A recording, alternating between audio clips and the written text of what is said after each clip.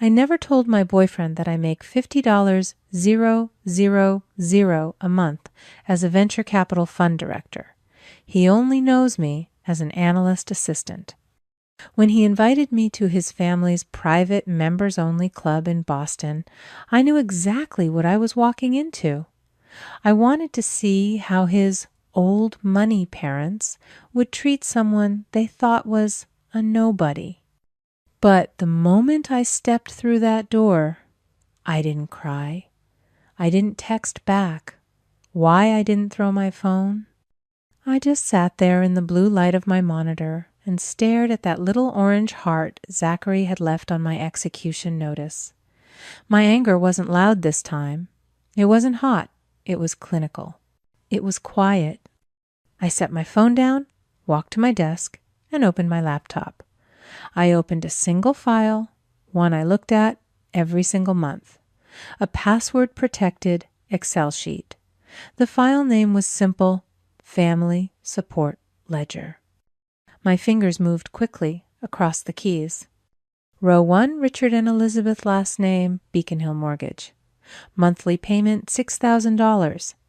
I clicked the auto payment link to my bank. Cancel.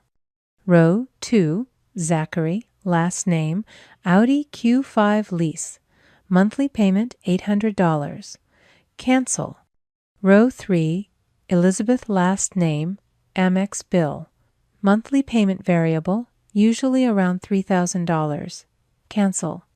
Row 4, Richard last name, Somerset Club dues. Quarterly payment, $4,000. Cancel.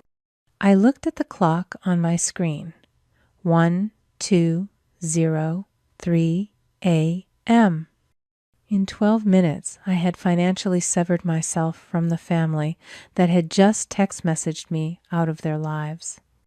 You have to understand, I wasn't just helping them. I was their silent, unacknowledged investor. This didn't start overnight. It started 5 years ago. I just made partner at Nova Capital, my venture capital firm. I was flying high.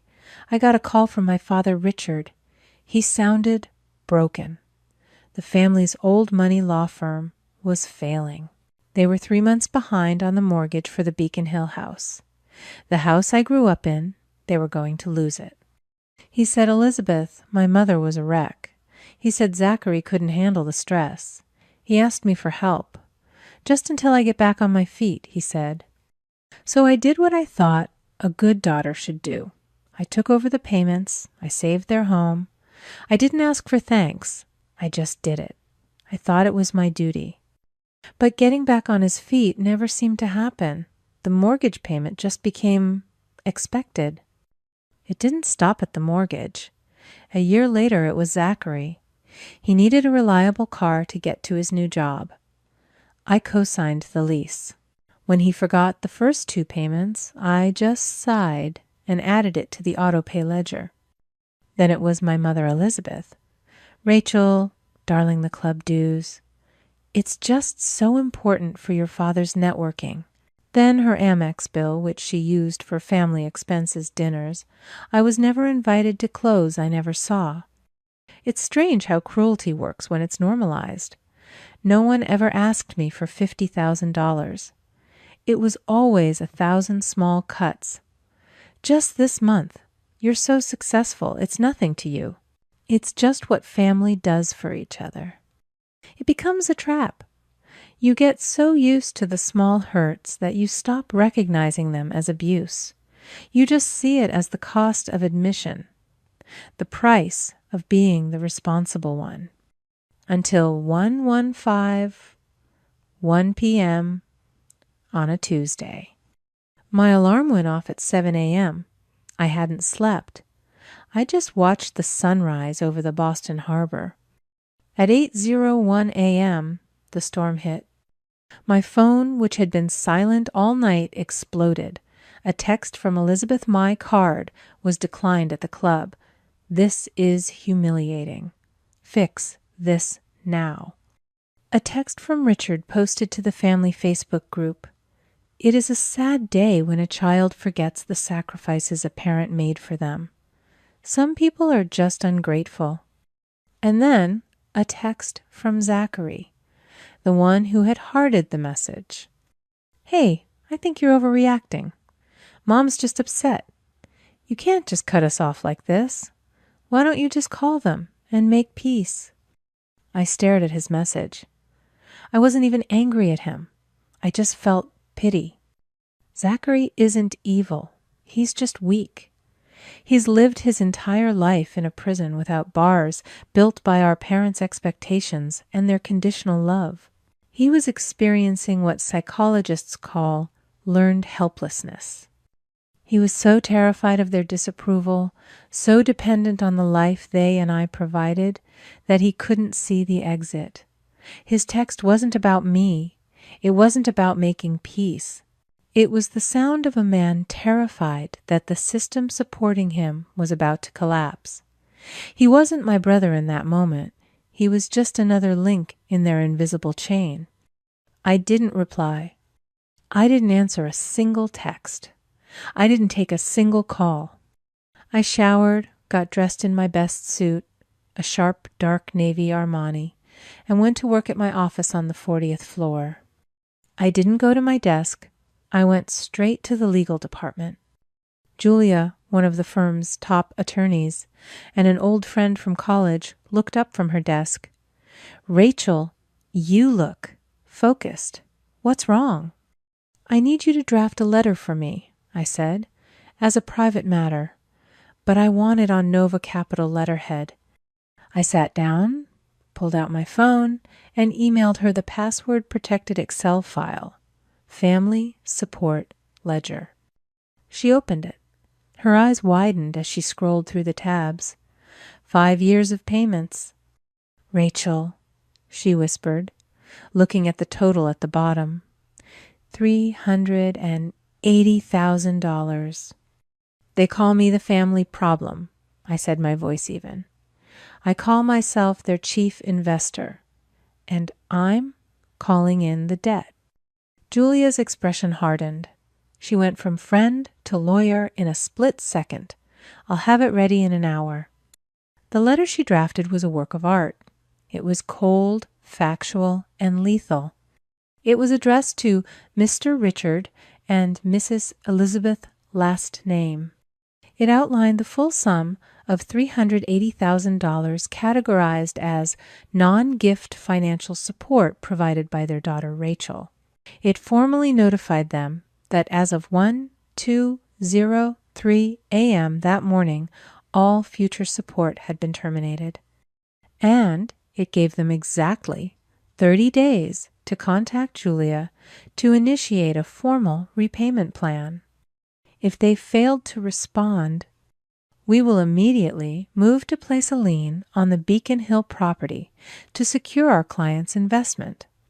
I signed it, put it in a courier envelope, and had it sent directly to the house. I should explain. I'm Rachel. I'm 30 years old. I'm a managing director at Nova Capital, one of Boston's largest venture capital firms. I manage a portfolio worth over $100 million. My family knows I work in finance. They just assumed I was an assistant, a glorified analyst. It was easier that way. It was easier to let them think I was just doing okay, because in my family, if you're too successful, you become a threat, or in my case, a utility. They live in that perfect brick townhouse in Beacon Hill, clinging to an old money image that, as I now knew, was being funded entirely by new money. My money? I went back to my desk, the letter already on its way across town, and looked at my calendar. 10 a.m. pitch meeting, 12 p.m. budget review, 3 p.m. call with our partners in Berlin. I took a sip of my coffee. The storm was coming, but I was finally ready for it. The rest of the day was quiet, too quiet. I worked through my meetings with a sharp, detached focus. The pitch went well, the budget was balanced, but underneath it all I felt the hum of a different kind of calculation. The 30-day clock on that legal letter I was in my office reviewing a term sheet for a new biotech investment when my private line rang. It was Julia. "That was fast," I said, picking up. "Did they already call you? Are they caving?" Julia's voice was different. The friendly professional tone was gone. It was replaced by something hard. "You need to come back to my office. Right now." "What's wrong?" "Just come. Don't call them. Don't text anyone. Just get here." She hung up. The drive from my office to hers was only 10 minutes, but my heart was pounding against my ribs. When I walked in, her paralegal showed me straight back. Julia was standing by her window holding a stack of papers. "What is it?" I asked. "When you prepare a property lien," she said, not turning around, "you have to pull the full title history. See what other debts are attached to the asset." She turned and dropped the papers on her desk. 6 months ago, Richard took out a second mortgage on the Beacon Hill house, a home equity line of credit for $100,000. I stared at her. What he never told me. I would have had to sign. Julia looked at me, her eyes filled with a lawyer's pity, which is the worst kind. "That's just it, Rachel. You did." She pushed the top document across the desk. It was the loan application. And there at the bottom, next to Richard's looping, arrogant signature, was mine. Or rather, a clumsy, desperate attempt at mine. "He forged your signature," Julia said. "He stole $100,000 of equity from a property you were actively paying the mortgage on." I sat down. My legs suddenly felt weak. This wasn't just being ungrateful. This wasn't just insults behind my back. This was a crime. This was a felony. "It gets worse," Julia said, sitting across from me. "I know where the money went." She showed me the transfer records. The $100,000 wasn't spent on a vacation. It wasn't spent on a car. It was wired directly into the operating account for the last name law group. "His firm wasn't just failing," Julia said gently. "It was drowning. He was taking your monthly mortgage payments with one hand while simultaneously stealing your equity with the other just to keep his own sinking ship afloat." And just like that, everything clicked into place. The 1151 p.m. text message. It wasn't a random emotional outburst from my mother. It was a calculated decision. Richard knew the bank statements for the new loan would be coming. He knew I'd eventually find out. He had to get rid of me. He had to sever the relationship, declare me not family, so that when I discovered the theft, he could paint me as a bitter, vindictive outsider. He wasn't just cutting me off. He was cleaning up a crime scene. I looked at Julia. The shock was gone. The hurt was gone. All that was left was a cold, quiet clarity. "He didn't just make a mistake," I said. "He committed fraud." "Yes," Julia said. "Against you and against the bank. What do you want to do?" I thought about his Facebook post. Some people forget who raised them. I thought about Zachary's text. "Mom's just upset. Make peace." I thought about the years I spent making myself smaller, quieter, more useful, just hoping for a scrap of approval. I stood up and smoothed the front of my suit. "He's not just my father anymore, Julia. He's a liability to my asset. I want you to call the bank's fraud department. And I want you to call the State Bar Association. I want you to report him." Julia nodded slowly. "This will destroy his career. He'll be disbarred. He could face jail time." I know I said walking to the door, but as he's so fond of saying, it's just what family does for each other. It took 3 days for the other shoe to drop.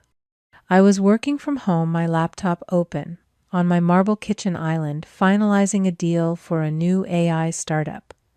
The city was quiet, just the distant sound of traffic. Then my intercom buzzed. Not a call to my phone, but a frantic buzz from the lobby. My doorman's voice came through. "Miss Rachel, a woman named Elizabeth is here. She seems very distressed." "Let her up," I said, and closed my laptop. I walked to the door and waited. I wasn't nervous. I wasn't angry. I felt nothing. It was the calm of a balance sheet, finally adding up to 0. The elevator chimed. I heard footsteps, fast and uneven, running down the hall. Then a desperate pounding on my door. I opened it. It was Elizabeth. But this wasn't the cold, polished matriarch from Beacon Hill. Her hair was a mess. Her eyes were red and swollen mascara streaked down her cheeks. The expensive cashmere coat she wore was buttoned wrong. "Rachel," she gasped, pushing past me into the apartment. "Oh, Rachel, thank God. You have to help us." I closed the door slowly. "Help you with what, Elizabeth?" "The bank, they're foreclosing. They're taking the house, Richard." "Then your father. He made a mistake. A terrible mistake." She was sobbing, now grabbing my arm. Her perfectly manicured nails dug into my sleeve. "He didn't know what he was doing. He was just confused. You have to call them. You're in finance. You can fix this. Tell them you'll pay. Tell them it was a misunderstanding." I let her talk. I let her spin the entire story of his confusion and his mistake. I just stood there, watching her. When she finally paused to take a ragged breath, I spoke. My voice was quiet. "He didn't make a mistake, Elizabeth. He committed a crime." She froze. Her hand dropped from my arm. What are you talking about?" "The $100,000 loan. The one he took out 6 months ago. The one he forged my signature on to get." Her face went completely white. She knew. Of course she knew. "That wasn't a mistake," I continued, my voice still perfectly level. "That was fraud. And the mortgage payments I made after he stole from me, that was just covering his tracks." "Please," she whispered, her voice cracking. "Rachel, please. It's your family. It's your home. You can't just let them take it. Do something." "Oh, I already have," I said. I walked over to my desk, picked up a single thick envelope and held it out to her. She looked at it confused. What is this?" "That," I said, "is the official notice of foreclosure. The bank isn't taking the house, Elizabeth." She ripped open the envelope, her hands shaking as she pulled out the legal documents. Her eyes scanned the first page. I watched her face as she read the name of the new primary creditor, the entity that had bought the debt from the bank. "I am," I said. "I'm taking the house." She looked up, her eyes wide, with a horror that was almost satisfying. "I've been paying for it for 5 years. I might as well own it. You and Richard have 30 days to vacate the property. My property—" "No," she breathed. "No, you can't. You wouldn't." "You cut me out," I said, walking to the door and opening it. "You texted me at 11:51 at night to tell me I wasn't family. You were right. I'm not. I'm just your creditor." She stood there frozen, clutching the papers. "Goodbye, Elizabeth." She stumbled out into the hallway, still whispering no, and I closed the door, shutting out the sound. I leaned against the wood, listening to her footsteps fade away. I rubbed my eyes, not trying to summon regret, but just clarity. This wasn't revenge. It was accounting. 6 months passed. The legal storm had come and gone. The battles were, in the end, quiet and decisive. Once Julia presented the state bar with the irrefutable evidence of forgery, Richard's career evaporated. He was disbarred within weeks. He pled guilty to felony fraud to avoid a trial. The judge, citing his age and lack of prior offenses, sentenced him to 3 years of probation and full financial restitution. The Beacon Hill house, the one I had saved, was sold. The proceeds were wired to my account. Every cent. The $380,000 from my ledger and the $100,000 he had stolen. Elizabeth I had moved into a small rental apartment across the river. She'd taken a job as a receptionist at a dental office. Zachary.